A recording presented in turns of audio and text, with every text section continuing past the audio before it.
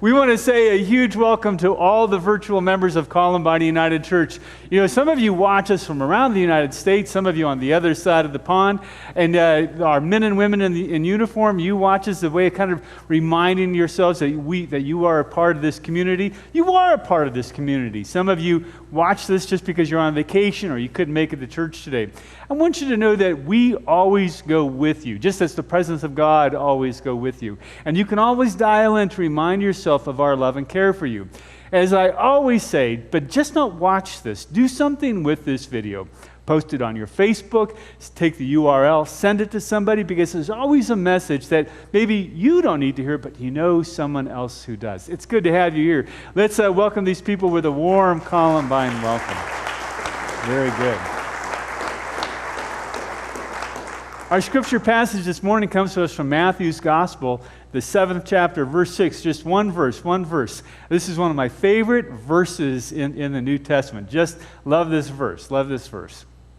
Jesus says, "Do not give what is holy to dogs, and do not throw your pearls before swine, or they will trample them underfoot and turn and maul you." One more time. It's a crazy passage. Most people just kind of glaze over this passage. This is from the Sermon on the Mount. This is one of Jesus' main teachings. Do not give what is holy to dogs, and do not throw your pearls before swine, or they will trample them underfoot and turn and maul you. And here the passage ends, and may God bless me as I try to apply this passage to our lives. Of pigs and pearls. Of pigs and pearls. Today's a momentous day in the life of Columbine United Church. Mitch and I have been saving this announcement for just this Sunday because it really, God has opened up incredible new doors, and we've been waiting for this. Do you know that this past week, in addition to YouTube, that Columbine United Church signed a contract with HBO. Yep. I mean, it's just amazing. It's significant. You know, did you know, like, for $19 a month, you can watch all the movies you want? We're getting them here at church. Isn't that great? You know, and the reason, I thought of that this past week because, wouldn't Jesus' life have changed if he had HBO? His whole message would have changed if he had YouTube. Because if he could have watched HBO and YouTube, he would have realized that he had things backwards. He just has things backwards. Jesus was a lot of things, but he was definitely not a rancher. Because, he's got this whole thing about the sheep and the goats wrong. He used that parable of the sheep and the goats, and the sheep are the one who goes to heaven, and the goats are the ones who are cast into the outer darkness. Well, if you ever had a sheep, if you ever watched YouTube, sheep are stupid. Sheep do dumb things. It's the goats that are cool. It's the goats who do really good things. They're smart. You need to have watch goats. You can have goats kind of herd your kids around. It's perfect. Your little kids get out of line. The goats kind of bump them back in line. I loved having my watch goats around my little kids. But then especially if Jesus had a YouTube, and if he could watch YouTube, he would realize that he's gotten this backwards. He's talking about pigs and dogs as being, all you have to do is watch YouTube today and you know that pearls belong on pigs. So he talks about throwing, your pearls before swine. No! In today's age, pigs, and he says, don't give what is sacred and holy to the dogs. Well, let me show you how my wife feels about the dogs. I'll let you kind of dial it in. That's Banjo on the left, and that's Cassie up here, and that's Moose the Chihuahua, and Mojo, and those are her preferred bedmates.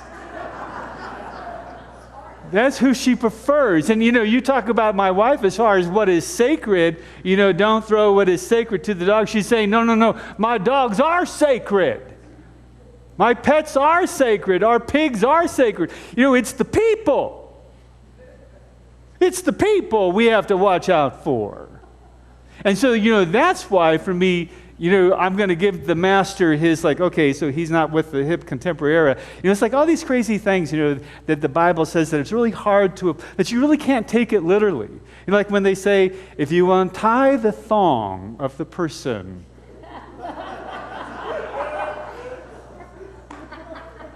it's in the Bible. You can't say that these days. In this day and age. It's like there's some things, so we'll give the master that his due here, because what I want to talk about today is about self-respect. Because really that's what this passage is all about, is the whole notion of don't throw your pearls before swine, and don't give what is holy to the dogs. It's about learning how to respect what is sacred and holy about you. And that's why I wanted to put it in this sermon series on Jesus in Blue Jeans, our summer series. And man, is it hot in here today. Our air conditioning just doesn't work on days like today. That the Jesus in Blue Jeans says, every day we have a tough time with self-respect. Every day we have a tough time reminding ourselves that we are a pearl, that we are God's pearl. And that's what I want you to walk out of here today, is that you indeed are God's pearl. And so what? I'm going to do this. I'm going to drive and I'm going to ask 3 questions. What's your pearl? Who are your pigs? And why do you throw stuff at them? What's your pearl? Who are your pigs? And why do you throw stuff at them? So let's dive into this. What is your pearl? What is it about you that is sacred and is holy? What is your uniqueness? What is your unique gift? What are your unique gifts? Think about it right now. I want you to kind of dial that in. I want you to bring it right up here. What is it that is really unique about you? In fact, I really believe that there are 10 unique things about every single human being. And in fact, I actually believe there's around 15 to 20 things that are very unique about you. But most people can never get their head around this. So I say, okay, go with 10. Can you name 10 things right now that are unique about you? Think about that. Those are your pearls. And if you're going, well, I don't have a string of pearls, then let's go like for the nugget, the one pearl. What is your one pearl, the unique thing that you do? And don't belittle it. Don't say, well, I'm just a teacher, just a homemaker. I'm just a stay-at-home dad. Just this and that. If you have high school kids, junior high kids, what is unique about you? You have something. And if you can't identify what that one thing is, I believe that you're not looking deep enough into who you are. Because really, you know who you are? You are God's pearl. Just as you are. You are God's pearl. We use so many different things to label ourselves and to label other people. I'm a Christian, I'm a not Christian. I'm a Buddhist, I'm not Buddhist. I'm Islam, I'm not Islam. I'm a good person, those are evil people. I'm Presbyterian, I'm Methodist, I'm UCC, I'm this, I'm that. You know what? It doesn't care. It doesn't matter. You don't have to measure up. You are God's pearl. Just as you are holy. I think that's something we forget about is the fact of the holiness of our lives. Every single thing about us is holy. A lot of us, we tend to degrade ourselves. We tend to say, well, but I'm this brokenness. I have this sin. I've committed this horrendous crime. I've done something wrong. You know what? Welcome to the human race. There ain't a single one of us in here who hasn't done something horrible. I read a quote this past week from somebody who's written a book, and it's an attorney who's working with people who are on death row. And this person is advocating for the rights of people who are on death row. And he said something that made me put my book down. He said, each of us is better than the worst thing we've ever done. Each of us is better than the worst thing we ever done. And unfortunately, we measure ourselves and we measure other people by the worst thing they've done. And we think that that defines us. And somehow that tarnishes the holiness of us. And you know, what it means to be as God pearl is, no, you are holy, you are whole. You are not fractured, you are not splintered. No, baby, you are whole. Everything about you has been brought together by your wholeness. You are whole. You are whole. Can you give me some like reggae?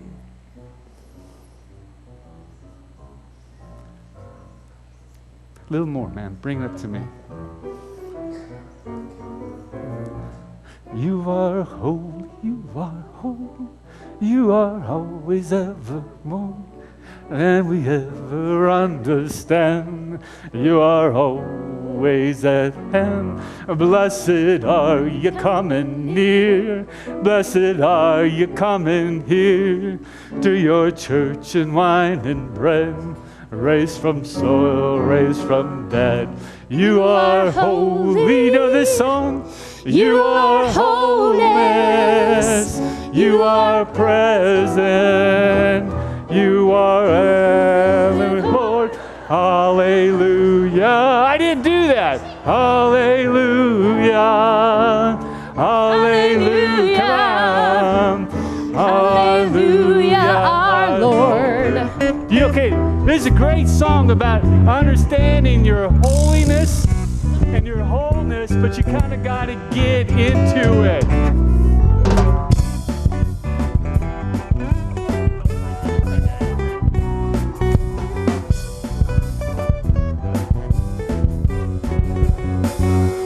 You are holy, you are whole, you are always evermore than we ever understand.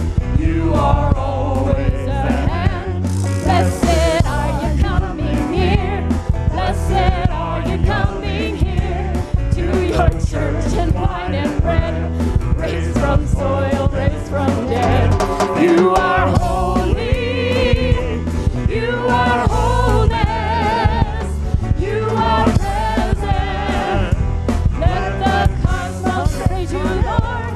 Hallelujah, hallelujah, hallelujah, hallelujah, our Lord.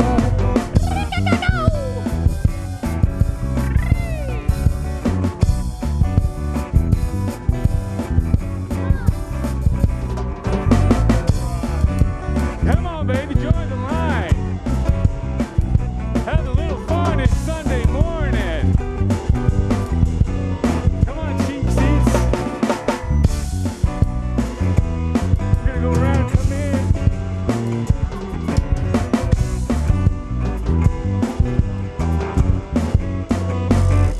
You are holy, you are whole, you are always evermore than we ever understand. Come on. You are always at hand. Come on, Mary. Blessed are you coming near. Why don't you stand up with us? Stand up on your feet. There we go. To your church. You are holy. You are wholeness. You are present. Let the cosmos praise you, Lord. Hallelujah. Hallelujah. Hallelujah. Hallelujah, our Lord. Look at you, Ron.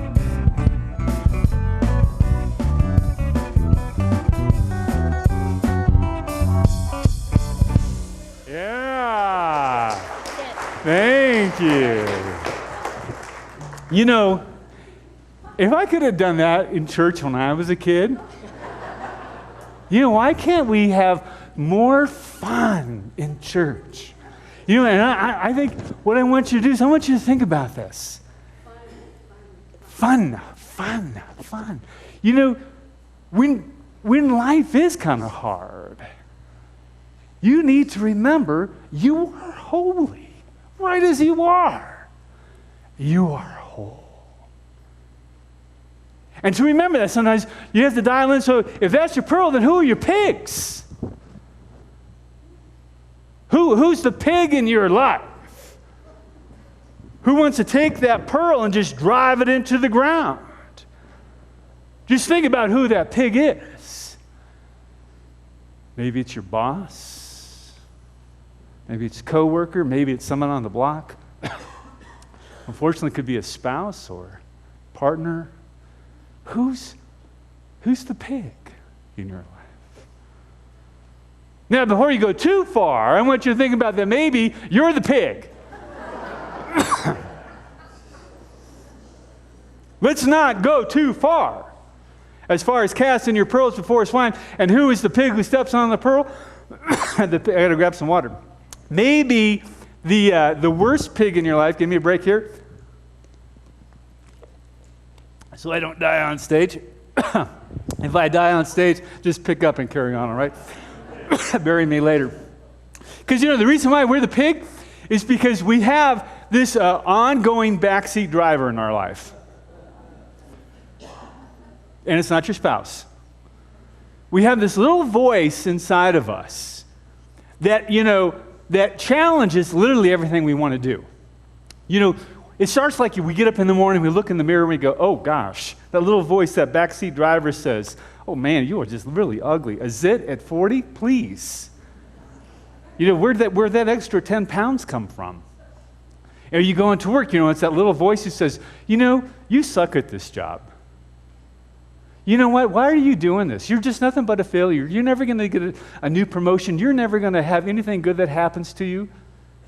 And that backseat driver is constantly going like this, running you down, beating you up. Every time there's a new idea, that little backseat driver is going, you are no good. And the hard thing is not to listen to it. Because you know what? Most of us give the keys to the backseat driver. And if we're not careful, they'll take the keys. It's like my wife. She doesn't watch the YouTube, so I can get away with this. Because, I'm going down the road, guys, right? I'm going down the road, and it gets too bad. I pull over to the side of the road. She goes, what are you doing? I said, here, you like to drive. And she'll take the keys. And she'll go around and say, I'll tell you how to drive. Your little backseat driver, if you say, look, you're just so loud, here, take the keys and drive, you know what? They will. They'll drive. You give them the control, they'll drive. And they will drive you right into the ground. And you know what? The backseat driver becomes a self-fulfilling prophecy. You won't look good because you think you don't look good. You'll be fat because you think you're fat. You won't succeed at work because you don't expect to succeed at work. You won't have friends because you don't think you're worthy of friends. You won't find a spouse, someone to love, someone to fall in love with because you will think that you are unloving. Because you know what? You have turned it over to your back seat driver and they are now driving your car. And so you know what you're doing? You are now just giving fuel to the pigs. You are giving fuel to the pigs. And so they don't really need to stomp it in the ground because you know what? You've just put it in the mud. And they're just confirming every single thing that you already believe about yourself. They will just, everything that comes out of their mind. And you know what's really funny? Is they will run you down because they'll perceive that that's the energy that you're putting off. And so they're just kind of confirming what you believe to be true about yourself. Because you have lost sight that you are holy. And you are whole, you are blessed evermore. And so Jesus says, do not throw your pearls before swine. Do not give what is sacred to the dogs. Which, begs the question, why do you throw yourself in the garbage can? I mean, literally, why do you do this? Why do you throw? Why do you give? It is an intentional act on your part. Why do you do this? When I'm around people and I'm talking about this, and I go, like, why are you doing this? And they say, well, because I'm trying to change the person. I think if I just kind of give myself enough, that, eventually the light bulb will go on, and I see this all the time at family reunions, family get-togethers. We believe differently at Columbine United Church about a lot of things. And your relatives, your in-laws don't. And so when you go home, you're going to try to change their mind. And they're going to try to change your mind. And you're going to actually try to give what is holy and sacred to them, and they're just going to. This past week, I received a 3-page, double-sided, single-space letter about somebody who read my book and hated it.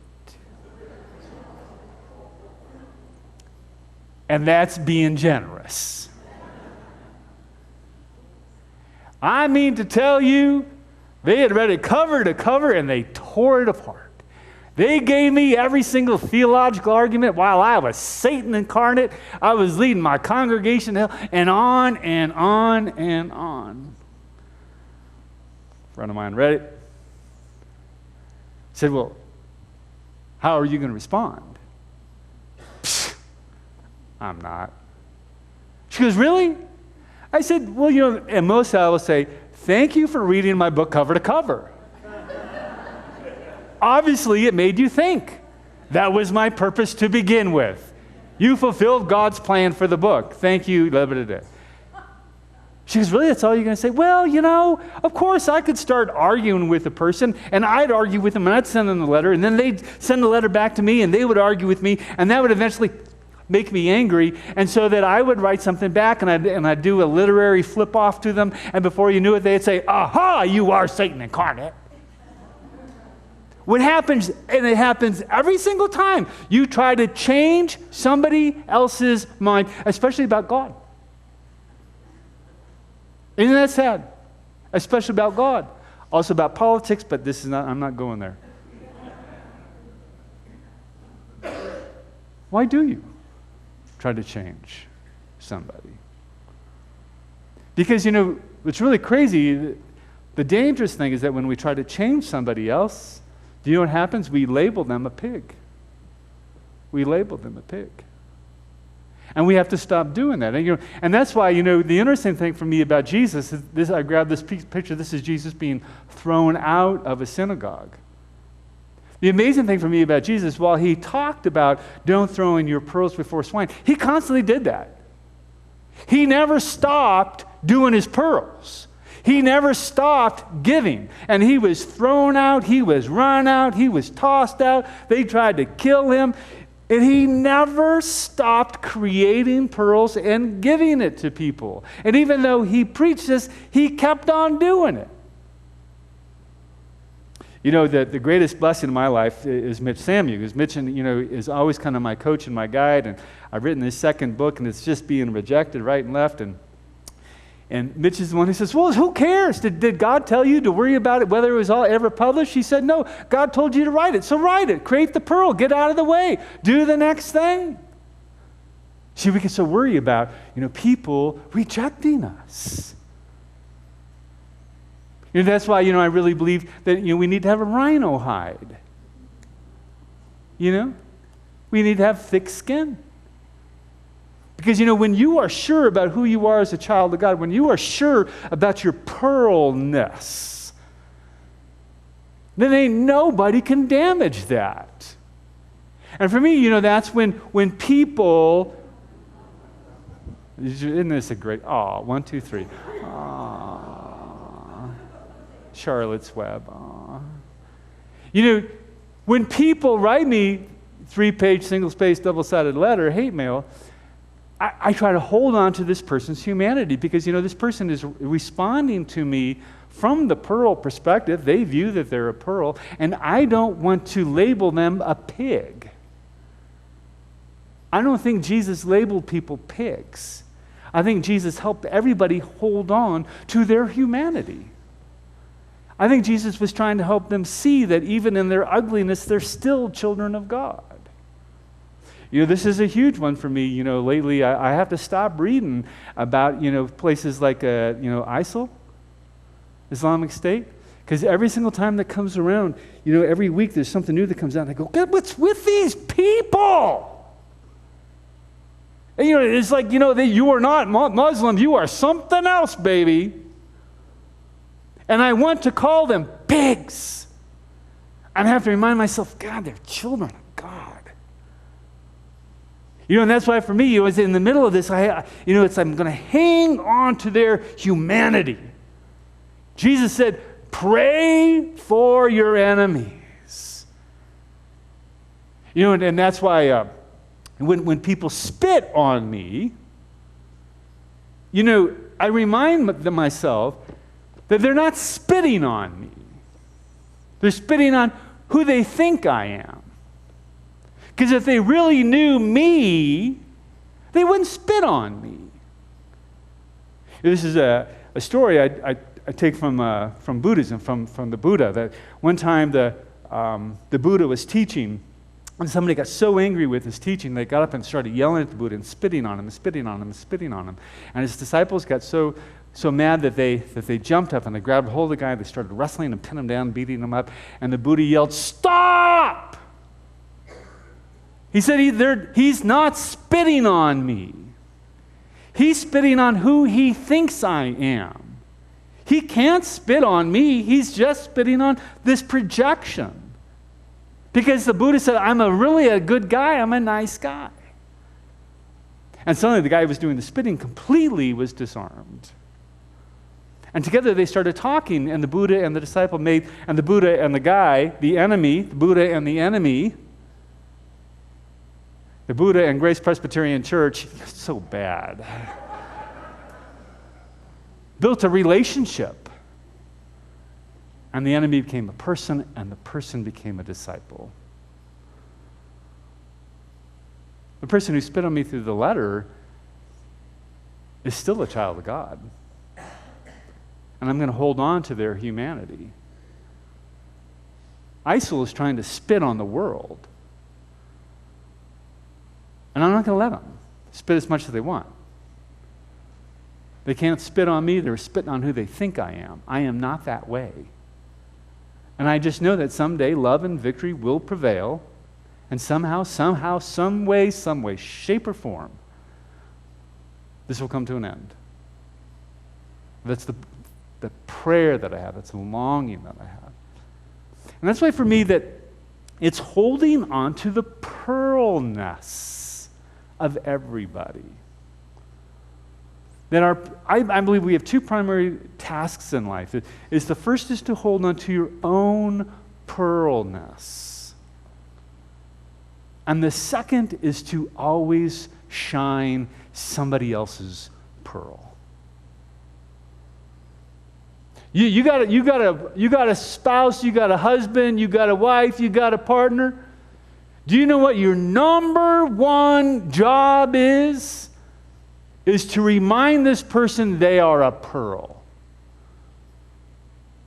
And your number one job is to shine that pearl. One of my mentors in life died a year ago. And his son and I were pretty good friends, and he talked about, and this man, Wally Herder, Wally had been married for about 60 plus years, and the son asked Wally, he said, what is the key to a long marriage? And Wally said, it's very simple. Give sacrificially, expecting nothing in return.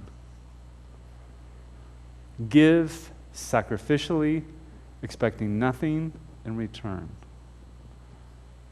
And it's such a profound thing, because we always think, well, wait a second, what about me? I need this person to fill me. No, you don't. God will fill you. Your job is to sacrificially give and shine that pearl. You got kids? The number one job you have with your kids is to help them understand that they are a pearl. High school kids, junior high kids, you are a pearl.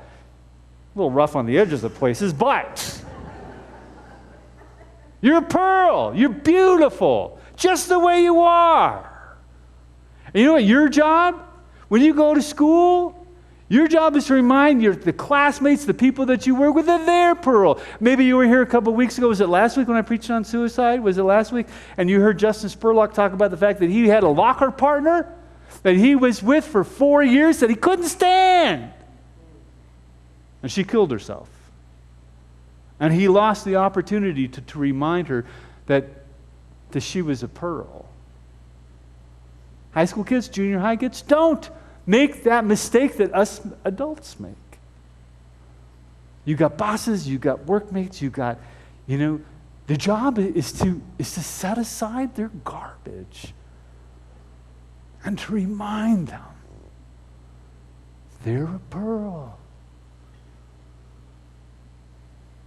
The simple little verse that usually we kind of skip over.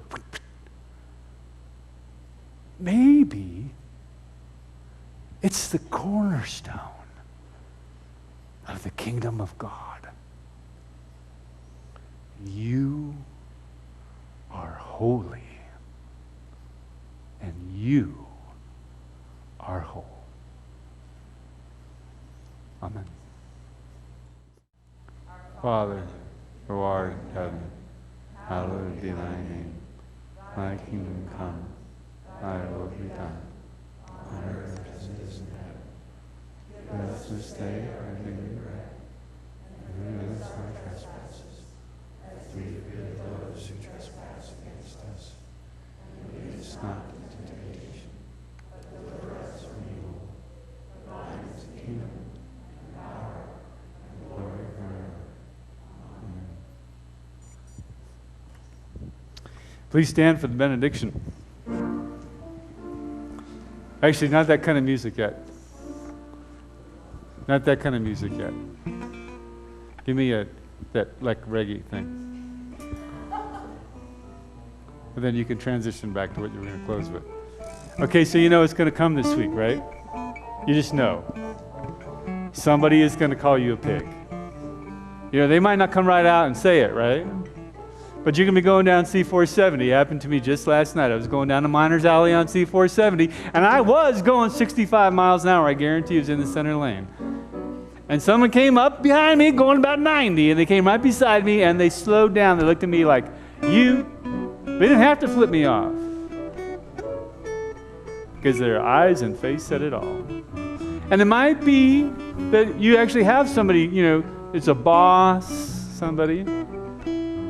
And when they do that, this is how I want you to respond. I want you looking right at them. I want you to say, you are holy, you are whole, you are always evermore. I wish I could sing. Oh. And you are holy, near. Blessed are you coming here to your church in wine and bread, raised from soil, raised from bed. You are holy.